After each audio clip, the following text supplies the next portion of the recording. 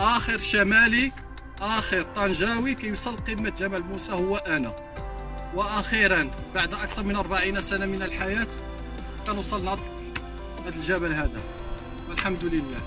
المهم ماشي صعيب ماشي سهل، ولكن في شهر الاخر ديال شهر 7 شويه الحراره، الجو مزيان، كلشي كيتشاف مزيان، هو اغلبيه كيكون فيه الضباب، ولكن الحمد لله اليوم كلشي مزيان. راه جبل الطريق، راه في نطاق راه سبته لهيه، راه طنجة الميناء طنجة، والحمد لله. يب.